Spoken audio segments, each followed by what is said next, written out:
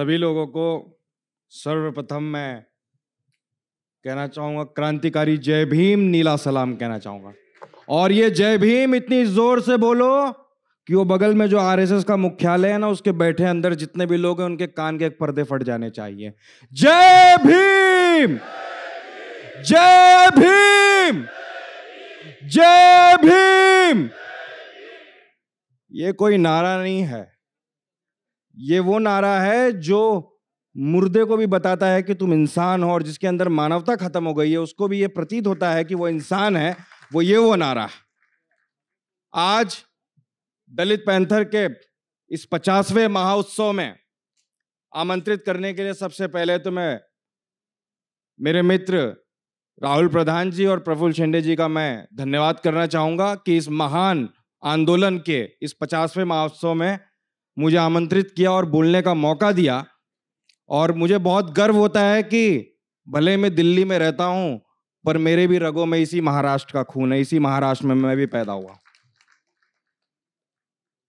और दलित पैंथर के इस 50वें महोत्सव पर अगर हम उस ब्लैक पैंथर को भी धन्यवाद ना करें तो ये भी गलत होगा, क्योंकि जब 1970 के दौर में दलित पैंथर आंदोलन तेजी से चल रहा था तो अमेरिका के अंदर ब्लैक पैंथर अखबार में इस दलित पैंथर की तारीफ करने वाले, समर्थन में लिखने वाले उस ब्लैक पैंथर के सभी लोगों को मैं क्रांतिकारी इस्तकबाल और सभी को जय भीम कहना चाहता हूं।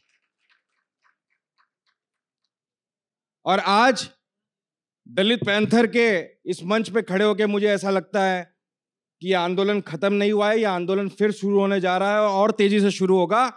मैं राहुल भाई से अनुरोध करूंगा, प्रफुल्ल भाई से अनुरोध करूंगा और सभी पैंथरों से अनुरोध करूंगा कि इस संगठन का पुनः निर्माण करें ताकि हम मनुवादियों को उनकी औकात का अंदाजा दिखा सकें कि जैसे 1970 के दशक में हमने किया था वो हर साल करेंगे, 24 में करेंगे, 29 में करेंगे और आने वाले जितने भी साल होंगे उन सभी सालों के अंदर हम एक भी अत्याचार सहने का काम नहीं करेंगे। बहुत सारे नाम शायद हम नहीं सुन पाते होंगे, लेकिन इस देश के अंदर बहुत सारे ऐसे लोग हैं जो अंबेडकर की विचारधारा को लेकर काम कर रहे हैं और समाज के अंदर वो चेतना जगाने का काम कर रहे हैं। मैं नॉर्थ इंडिया में रहता हूं, मुझे बहुत सारे लोग ये कहते हैं कि महाराष्ट्र के अंदर लिटरेचर पे बहुत अच्छा काम हुआ है, दलितों में कल्चर पर बहुत ज्यादा, लिटरेचर पर बहुत काम हुआ है।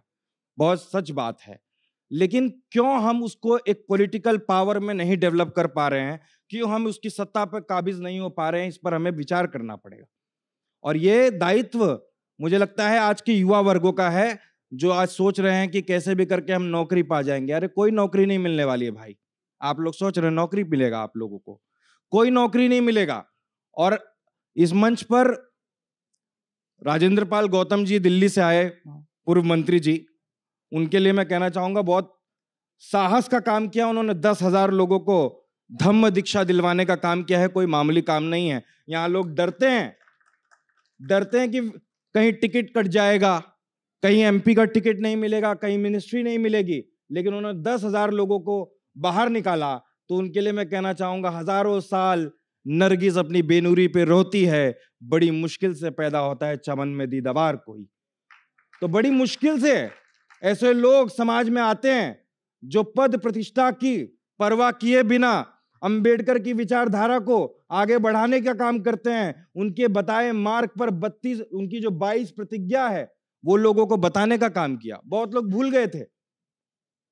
अंबेडकर जयंती 6 तारीख को वो बड़े धूमधाम से मनाते हैं, फिर दिवाली के दिन लक्ष्मी की पूजा करते हैं। लक्ष्मी ने आपको धन कमाने का अधिकार दिया, लक्ष्मी ने दिया कि अंबेडकर ने दिया धन कमाने का अधिकार? आपको यह तय करना पड़ेगा। दिवाली में आप लक्ष्मी की पूजा कर रहे हो, सरस्वती की पूजा कर रहे हो। सरस्वती ने इस देश के अंदर कितने स्कूल खोले ये बताए? कितने स्कूल खोले किसी को पता है क्या? लेकिन हमारी सावित्रीबाई फुले ने इस देश के अंदर स्कूल खोला। हमारी जो वंचित महिलाएं हैं उनको सिर्फ वंचित नहीं, महिलाओं को अधिकार दिया। और बहुत सारी सवर्ण महिलाएं हैं वो सावित्रीबाई को जानती तक नहीं है, पूछती तक नहीं है और गाली देने का काम करती है। मैं उनको भी कहना चाहूंगा, अगर आज आपके हाथ में कलम है तो वो सावित्रीबाई फुले, वो ज्योतिबा फुले, वो पेरियार की देन है, वो अंबेडकर की देन है, वो साहू महाराज की देन है। आपके काल्पनिक भगवानों की देन नहीं है जिनको हमने कभी देखा नहीं, ना कभी किसी ने स्कूल खोला, ना कभी किसी ने कॉलेज खोला, बस लोगों को बदनाम करने का काम करते हैं। अब वो अयोध्या का एक मंदिर पुजारी है, कहता है कि राजेंद्र पाल गौतम जी की जो सर काट के लाएगा उसको 50 लाख रुपया देंगे। अब बताओ, आरती के थाली से चिल्लर चुराते हैं, चढ़ावे में चढ़ा केला सेब अमरूद को झोले में डालकर घर बनाने वाले, अपने बच्चों का पेट भरने वाले लोग 50 लाख रुपया देंगे। क्या करते हैं इन लोग? यही करते हैं ना। आप सत्यनारायण की पूजा में जाइए, वहां जितना 10 रुपया 5 रुपया ऐसा चढ़ाते हैं लोग, केला फल अमरूद आम जो चढ़ाते हैं, आप उधर जाइए जरा सा, वो पूरा उसके झोले में जाएगा। वो बोल रहा है 50 लाख रुपया दूंगा। और ये कौन से संत लोग हैं साथ 200-200 किलो के? ऐसे कौन सा ये संत है भाई? कौन सा सात्विक जीवन जी रहे हैं? इन पर कार्रवाई होनी चाहिए, इनके ऊपर यूएपीए का मुकदमा होना चाहिए। श्याम मीरा सिंह है, मेरा दोस्त है और बहुत जिगरी दोस्त है। इसके ऊपर त्रिपुरा में यूएपीए का मुकदमा लगाने का काम किया इस सरकार ने। मेरे ऊपर शायद कोई राज्य ही नहीं बचा होगा, 1-2 राज्य बचे होंगे शायद, वहां मुकदमे नहीं होंगे। तो ये लोग किस तरीके से परेशान करने का काम करते हैं। मेरा पासपोर्ट रद्द करने का काम किया, मेरे खिलाफ रेड कॉर्नर नोटिस डाला कि अगर विदेश जाएगा तो इसको एयरपोर्ट के इमिग्रेशन पर अरेस्ट करना चाहिए। आपको क्या लगता है मोदी जी, आप लोग हमको इस चीज से डरा लोगे? आप नहीं जानते इस महामानव ने हमें यह जीवन दिया है। अगर अंबेडकर साहब नहीं होते तब भी हम पैदा होते। यह बात आप मानते हैं कि नहीं मानते? अंबेडकर साहब नहीं होते तो भी हम पैदा होते, लेकिन हम मल उठा रहे होते, कचरा साफ कर रहे होते, नालियों में उतरे होते। आज अगर हम ये कपड़े, ये जूते, ये स्टेज पे खड़े होकर बोल रहे हैं तो उस महामानव के लिए बोल रहे हैं, महामानव की वजह से बोल रहे हैं। और ये हमारी नैतिक जिम्मेदारी है कि उनका कर्ज अगर हम नहीं उतारते तो हमें इंसान कहलाने के काबिल नहीं है। ये उसका कर्ज है भाई, क्या जरूरत था उसको? वो भी चाहता सरकारी नौकरी करता, बंगला बनाता, अपने घर में चुपचाप रहता। बहुत सारे लोग हैं ना, प्रॉपर्टी एमएलए एमपी लोग बना के रखते अपने लड़के के लिए। लेकिन उसने पूरे समाज को बदलने का काम किया। जो समाज 5000 साल से मार खाता आ रहा था, उस समाज के लोगों को सदन का रास्ता दिखाया, सचिवालय का रास्ता दिखाया, शिक्षा का रास्ता दिखाया। और मैं तो कहता हूं, सुबह 2 घंटियां बजती हैं, हर सुबह 2 घंटियां बजती हैं, एक स्कूल की घंटी और एक मंदिर की घंटी। स्कूल की घंटी आपको अधिकारी बनाती है और मंदिर की घंटी आपको भिखारी बनाती है। तो आपको यह तय करना पड़ेगा कि आप किस घंटी को सुनना चाहते हैं। अपने जीवन की कमाई को मैं देखता हूं, लोग सत्यनारायण की पूजा में 1 लाख रुपया खर्च किया, फलाने की पूजा में 2 लाख रुपया खर्च किया, इस पूजा में 10 लाख रुपया खर्च किया, गणपति की वर्गनी दिया 10,000 रुपया, फलाना किया, ये किया, वो किया। लेकिन अगर उनका बच्चा अच्छा एजुकेशन मांगेगा तो वो नहीं देंगे। पड़ोसी के बच्चे की फीस नहीं भरी गई है, वो नहीं देंगे। ऐसे व्यर्थ के कामों में पैसा डालना बंद करो। और मैं तो कहता हूं, जो लोग बुद्धिस्ट हैं वो तो बधाई के पात्र हैं, जो नहीं हैं वो आने का काम करें। ये घर वापसी का मौका है, ये घर वापसी का मौका है। आप लोग आइए वापस बुद्ध की शरण में। और मैं तो कहता हूं, हिंदू धर्म में रहते हुए किसी भी दलित को, बहुजन को, महिला को मुक्ति का मार्ग नहीं मिल सकता। मुक्ति का मार्ग सिर्फ ये धम्म है, और धम्म ही आपको मुक्ति का मार्ग दिखाएगा। और ये आज की बात नहीं है। और धम्म आपको ये नहीं कह रहा है कि आप आरती करो, चढ़ावा चढ़ाओ। वो मानव अस्तित्व की बात कर रहा है कि मानवीय मूल्यों को किस तरह मनुष्य के अंदर सृजित किया जाए, इस पर काम करने का काम ये धम्म हमारा करता है। और मैं तो दिल से हो चुका हूं, कागज पे नहीं हुआ हूं, लेकिन मैं आज इस मन से ऐलान करता हूं कि आने वाले समय में सिर्फ मैं नहीं, मेरा पूरा परिवार और मेरे जितने मित्रगण हैं, हम सब बुद्ध धर्म की दीक्षा लेने का काम करेंगे। और सिर्फ बुद्ध धर्म की दीक्षा नहीं लेंगे, बल्कि उन सभी लोग जो आज बुद्ध धर्म की दीक्षा ले रहे हैं, ये उनकी नैतिक जिम्मेदारी है कि हर आदमी ये तय करे कि 100 परिवारों को बुद्ध धर्म की दीक्षा दिलवाएगा। तभी जाकर अगले 10 सालों के अंदर हम उस बुद्ध भारत का निर्माण कर पाएंगे जहां मानवीय मूल्य थोड़े ऊंचे हो जाएंगे। ये हमारी नैतिक जिम्मेदारी। आप इसको ये मत सोचिए कि मैं बुद्ध बन गया। और बहुत सही बात आज इस मंच पे हुई है कि बुद्ध बनने के बाद भी आप लोग जाति व्यवस्था से बाहर नहीं आ पाए। रोटी बेटी का जो संबंध है, बुद्ध बनने के बाद भी चर्मकार में शादी कर रहा है, बुद्ध बनने के बाद भी महार महार में शादी कर रहा है, फलाना फलाने में शादी कर रहा है, मतंग मतंग में शादी कर रहा है। तो क्या फायदा आपका बुद्ध बनकर? क्या फायदा इस धम्म में आकर? आप अपमान मत करो हमारे तथागत बुद्ध का। जब आप बुद्ध धम्म में आ गए हो तो सभी बुद्ध हैं, सभी धम्म के लोग हैं, उनमें आप जाति भेद मत करो। आप जब तक आप रोटी बेटी का संबंध नहीं करोगे, इस देश के अंदर जाति व्यवस्था इतनी मजबूत रहेगी। और इस जाति व्यवस्था में सुधार का काम नहीं करना है। महात्मा गांधी चाहते थे जाति व्यवस्था में सुधार हो, लेकिन बाबा साहेब अम्बेडकर कहते थे जाति व्यवस्था का विनाश हो। यह ऐसा जहर है, दूध के अंदर अगर जहर गिर जाए तो दूध को कितना भी छान लो तो दूध पवित्र नहीं होता, साफ नहीं होता। उसी तरह ये मानवीय जीवन है, इसमें जाति वो जहर है, आप इसमें कितना भी सुधार कर लीजिए, ये आपको मारेगा। इसके लिए आपको जाति व्यवस्था में सुधार नहीं, दलितों के जीवन में किसी जाति को, दलित की जाति को हमें वापस वो ऐसा नहीं करना है कि ब्राह्मणों ने, ठाकुरों ने हम पर अत्याचार किए तो हम कल जाकर उन पर अत्याचार करेंगे। उस भावना के साथ अंबेडकर विचारधारा नहीं चलती है। अंबेडकर की विचारधारा कहती है कि आप सभी मनुष्य को एक समान होना है, दलित को ब्राह्मण नहीं बनाना है। हम चाहते हैं हम दलितों को इंसान बनाने का काम करें। बहुत सारे लोग ये चाहते हैं कि हम अत्याचार करेंगे, हम जब अकलियत में आएंगे, हम जब पावर में आएंगे। नहीं, हम उस विचारधारा में विश्वास नहीं करते, हम मानवता के विचारधारा में विश्वास करते हैं। अंबेडकर ने कभी किसी को छोटा करने का कोशिश नहीं किया, बल्कि उन्होंने छोटे को बड़ा करने का काम किया। उस विचारधारा के साथ हम लोग अनुयायी हैं। और जब अंबेडकर की बात हो रही है तो हमें ये याद रखना चाहिए, हमें पेरियार को नहीं भूलना चाहिए। पेरियार का बहुत बड़ा योगदान है। आज आप देखिए पेरियार मॉडल तमिलनाडु के अंदर, भारतीय जनता पार्टी कितनी पावरफुल है। ईडी है उसके पास, इलेक्शन कमीशन है, फिर भी तमिलनाडु के अंदर वो अपना एक सीट नहीं जितवा पाती। वो पेरियार मॉडल है। क्यों? पेरियार ने क्या कहा? पूरी तरह इस आडंबर को, इस धर्म को जो कहता है, पेरियार साहब कह रहे हैं अभी पितृपक्ष चल रहा था, लोग अपने पूर्वजों को कौवे को चावल खिला रहे थे।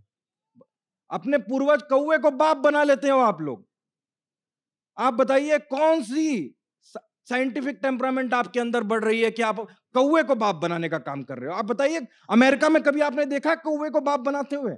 उनकी आमदनी हमसे बेहतर है, उनकी जीवन शैली हमसे बेहतर है, उन सबके पास गाड़ियां हैं, उन सबके पास नौकरी है, वो अच्छा जीवन जी रहे हैं।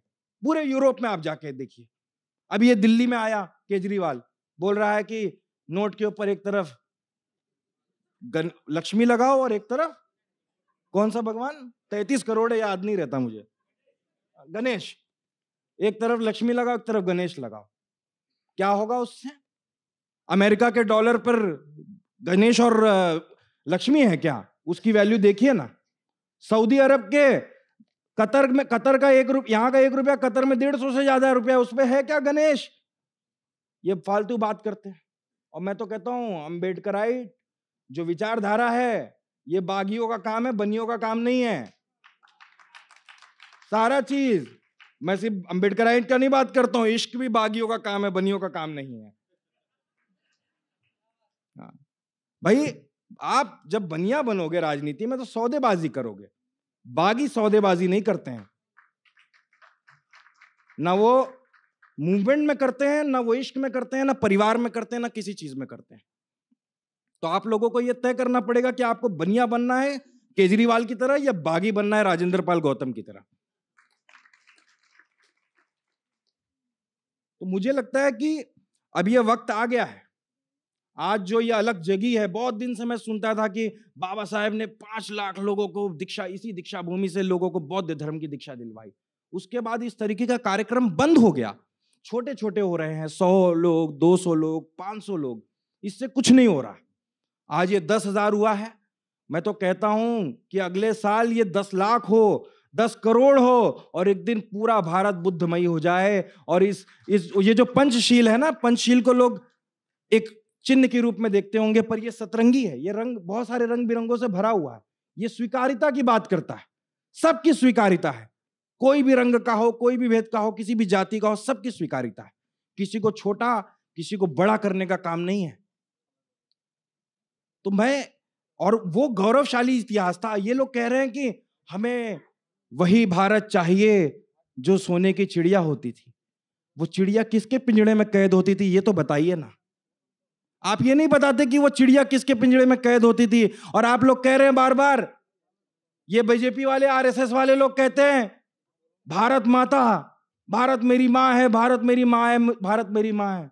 हाँ, चला, भारत तुम्हारी माँ हो सकती है, लेकिन हम मजदूर लोग हैं, हम गिरमिटिये हैं, हमारा कोई देश नहीं हो सकता। हमारी जो वफादारी है वो इस देश के संविधान के प्रति है, इस देश के जमीन के प्रति नहीं है। जब तक भारत में संविधान है, मैं गर्व से कहूंगा मैं भारतीय हूं। और जिस दिन आपने हमारा संविधान और मनुस्मृति खत्म करके मनुस्मृति लागू कर दिया, तो हम कोई भारतीय नहीं है। इस महामानव की देन है। मैं गर्व से कहता हूं मैं भारतीय हूं, मुझे कोई गर्व नहीं है। भाई हम तो मजदूर हैं, हमें आप इंडिया में मजदूरी दो, हम तो रोटी कमाएंगे। हमें अमेरिका में मजदूरी दो, हम रोटी कमाएंगे। ये जमींदारों का मसला है। जो भूमि, ये जो क्रोनी कैपिटलिस्ट इस देश को कब्जा करने का काम कर रही है, उनकी सोची समझी साजिश है राष्ट्रवाद। इस राष्ट्रवाद से हमको बचना पड़ेगा। ये राष्ट्रवाद वो जहर है जो आपके भीतर के मनुष्य को पूरी तरह नष्ट करने का काम कर रहा है। आपके भीतर का जो इंसान है, जो करुणा है। अब मैं देखता हूं, मैं मुंबई में पढ़ता था, मेरे क्लास में एक हिंदू मुस्लिम बहुत अच्छे दोस्त होते थे और इतने बदमाश होते थे, वो क्लास में सबको तंग करते थे। हम लोग कहते थे ये दोनों की जय वीरू की जोड़ी। अब मैं बहुत साल बाद जब उनको मिलता हूं तो मैंने पूछा, अरे वो कहाँ है? तो बोले, अरे भगाओ, वो लांडिया को क्या मिलने का। ये सोच बन गई। बचपन में जिसके साथ खेल के बड़े हुए, आज उसको गाली दे रहे हैं। क्यों? वो मुसलमान है। मुसलमान आपका दुश्मन है।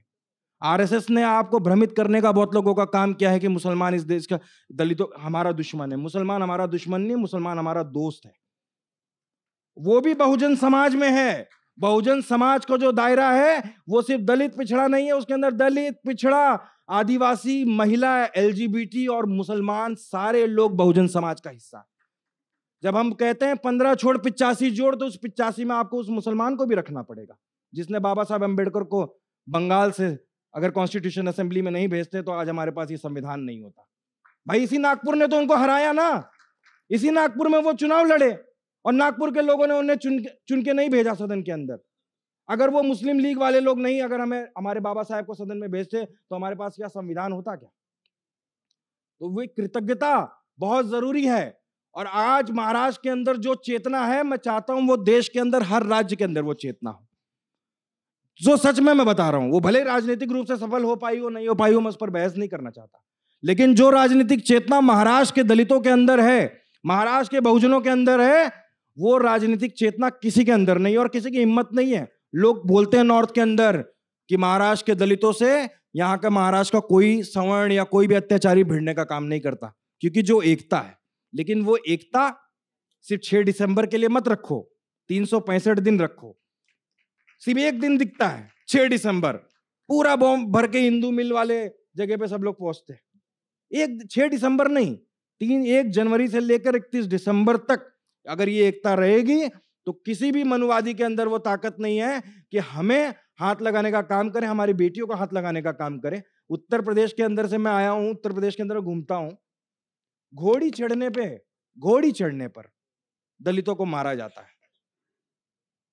अब बताइए, ये आजाद भारत है जहां घोड़ी चढ़ने पर दूल्हे को मारा जा रहा है, और ये कहते हैं आप हिंदू हैं, आप राजनीतिक हिंदू हैं।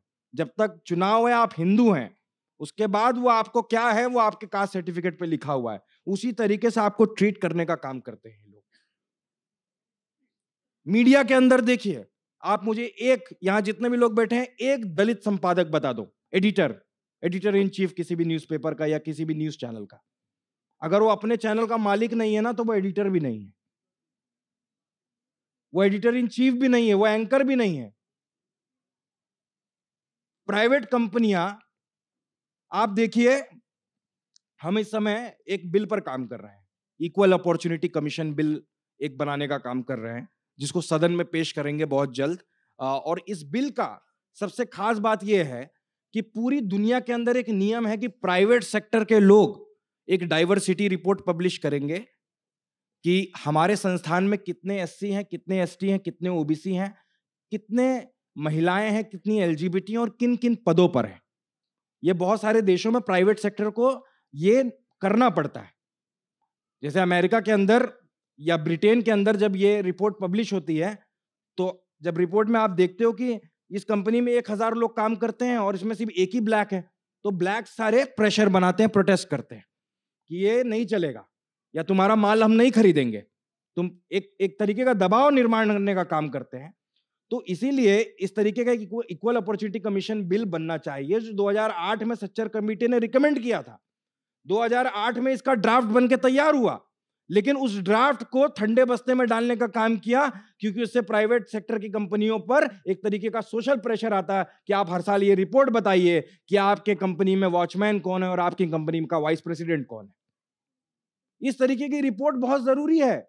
ये सारे प्रगतिशील देश कर रहे हैं, लेकिन हम भारत के लोग जो कहते हैं कि हम दुनिया का सबसे बड़ा लोकतंत्र हैं, वो इस तरीके के प्रैक्टिस को अपने लोकतांत्रिक मूल्यों में नहीं शामिल कर पाए। बहुत सारे एमपी एमएलए हैं, बहुत सारे मेरे भी दोस्त हैं, आपके भी दोस्त होंगे, लेकिन इस तरीके की जो बिल्स हैं, जो इक्वल अपॉर्चुनिटी कमीशन, जो समान अवसर की बात करता है, इस तरीके का बिल आज तक सदन में कोई लाने का काम नहीं कर रहा है। लेकिन इस सदन पर इस बिल के ऊपर हमने काम किया है। इस बिल का ऑलमोस्ट ड्राफ्टिंग कंप्लीट किया है और आरएलडी के जो सांसद है जयंत चौधरी, वो इस बिल को बहुत जल्द सदन के अंदर रखेंगे। जो अगर ये बिल पास होता है तो सारे प्राइवेट कंपनी को बताना पड़ेगा कि तुम्हारे कंपनी में एससी कितने हैं, एसटी कितने हैं, ओबीसी कितने हैं। फिर हम अडानी से कहेंगे कि तेरा तेल क्यों खरीदे, तेरे कंपनी में तो 1% एससी काम करते हैं। हम तो उससे खरीदेंगे ना जो हमारे समाज के 50% लोगों को नौकरी देने का काम करता है। जो प्राइवेट सेक्टर में, आप मीडिया में देखिए महिलाओं की क्या स्थिति, वो दुर्गति करके रखी है इन लोगों ने। हमारे समाज की महिलाएं, दलित समाज की महिलाएं, आप एक एंकर दिखा दीजिए, नहीं मिलेंगी आपको।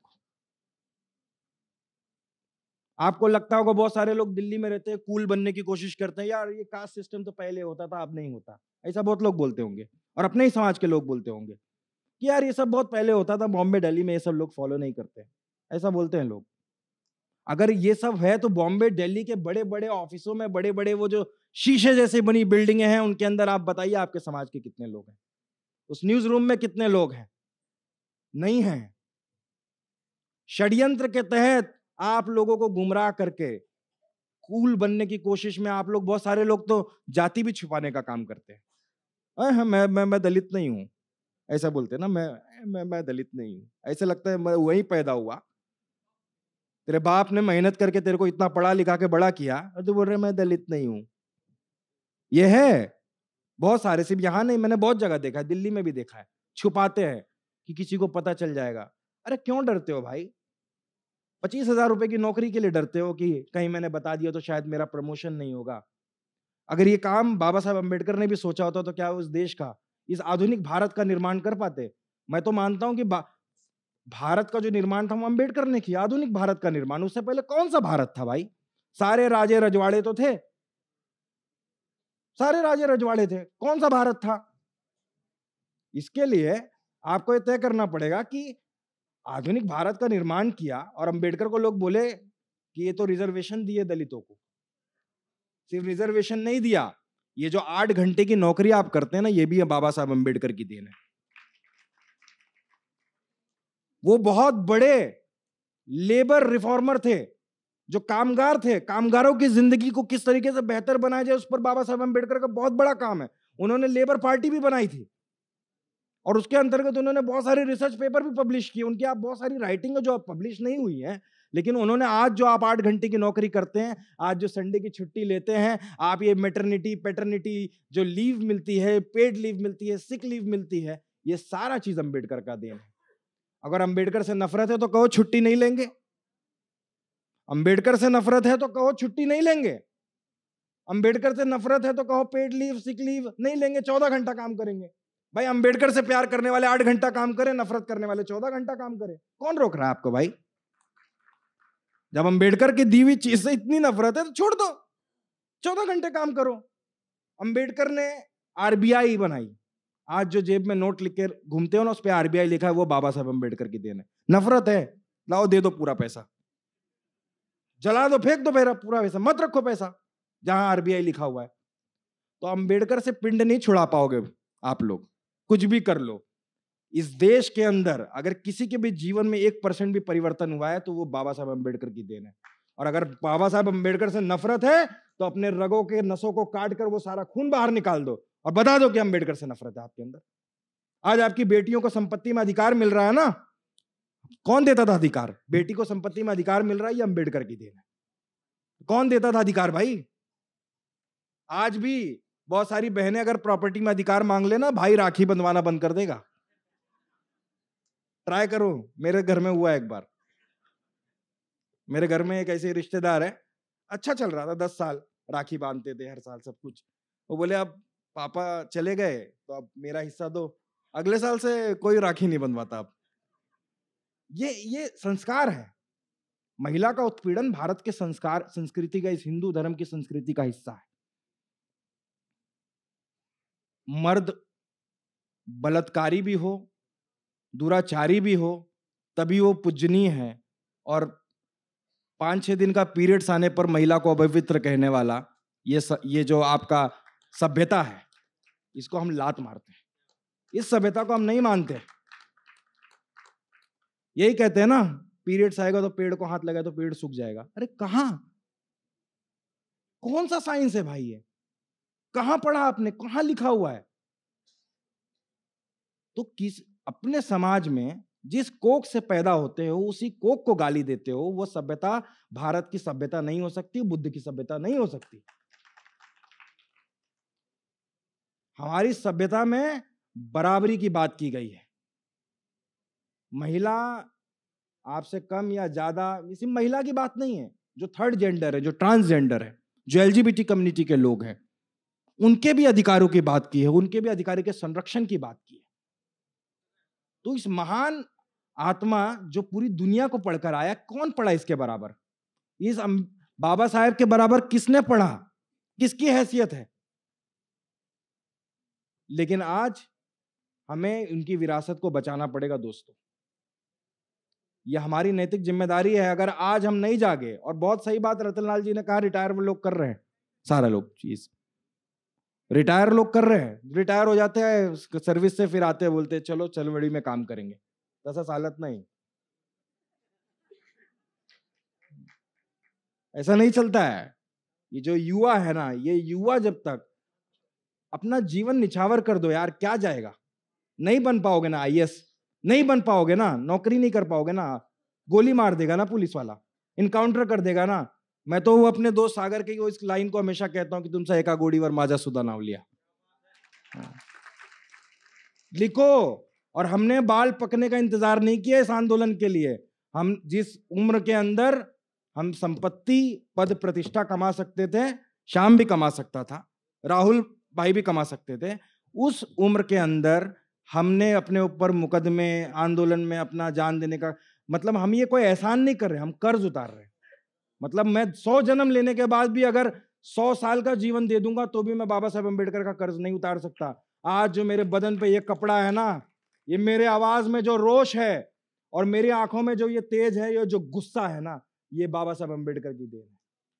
आपको लगता है हम लोग बोल पाते हैं? 70 के दशक में, 60 के दशक में बाबू साहब गांव में ऐसे करके चलते थे हम लोग।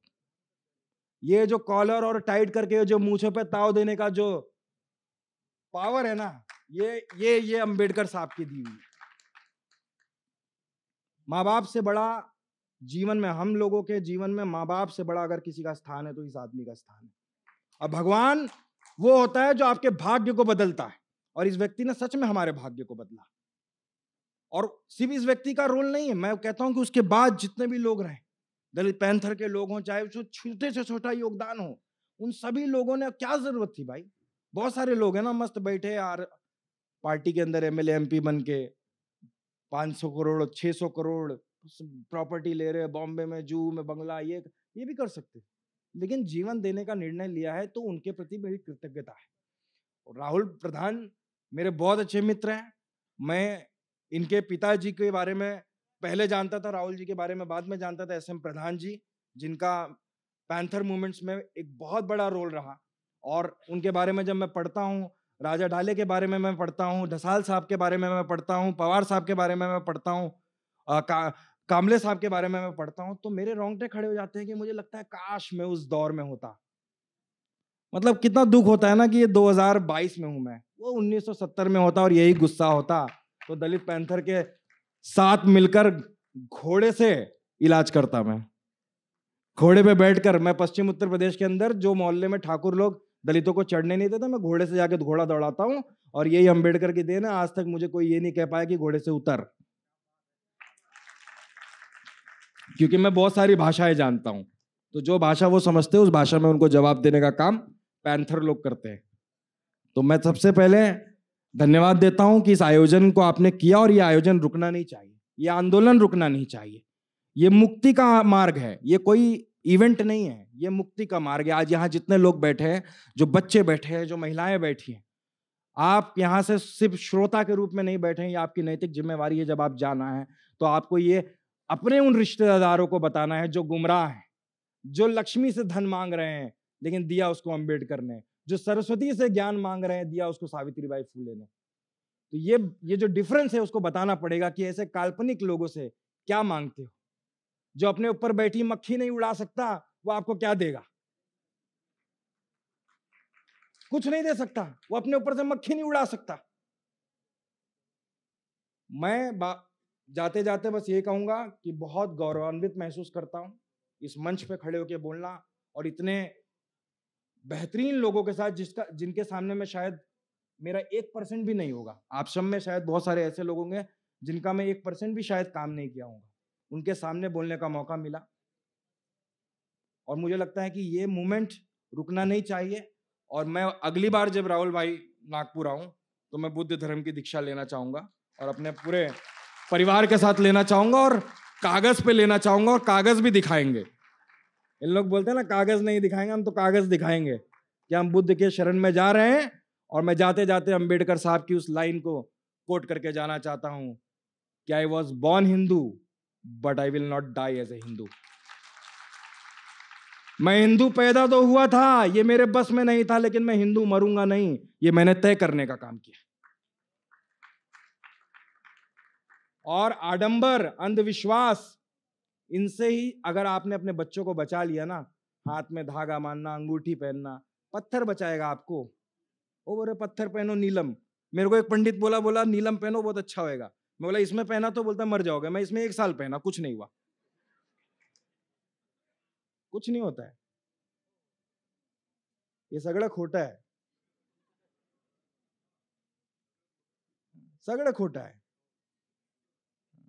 हेच खरंच आदमी आहे, आणि त्याचे जो विचार आहे आणि आपली ही जबाबदारी आहे, त्याचा विचार आपण आपल्या नेक्स्ट जनरेशनला दिला पाहिजे। माझा मराठी इतकी चांगली नाही, मी प्रयत्न करतो। आता काय विसरला का? 8-10 वर्ष झाले दिल्लीमध्ये राहायचा। तर धन्यवाद सगळ्यांना। आणि पवित्र भूमीवर मला आमंत्रित केलं राहुल प्रधानजी आणि प्रफुल्ल भाई, त्यांना पण माझा धन्यवाद। आणि माझाही प्रॉमिस आहे की आंदोलनात तुम्ही हे मोठा करा, दलित पॅन्थरचा पुनर्निर्माण करा, आणि तुम्हाला 10,000 आदमी मी यूपी मध्ये देतो।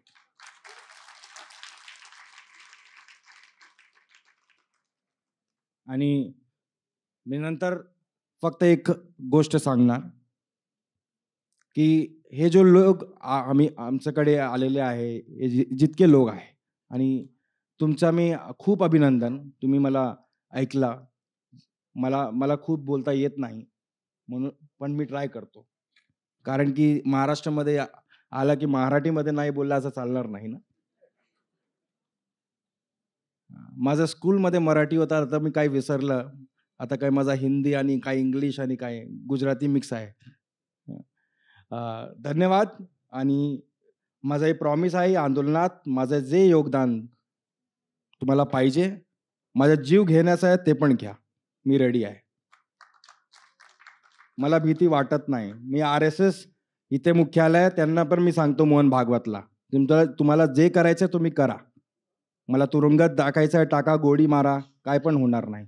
ये बाबा साहब अम्बेडकर का बेटा है, डरेगा नहीं और झुकेगा भी नहीं।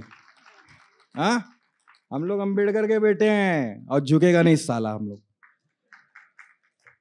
धन्यवाद। और मैं पुनः कोशिश करूंगा कि अगली बार जब मैं आऊं तो यहां से मैं एक बौद्धिस्ट बनकर जाऊं। और अपने मुक्ति का मार्ग मुझे यहीं से मिलेगा जहां से बाबा साहेब को मिला था और पूरे हम सबको मिला था। बहुत बहुत धन्यवाद सभी लोगों को। क्रांतिकारी जय भीम और नीला सलाम।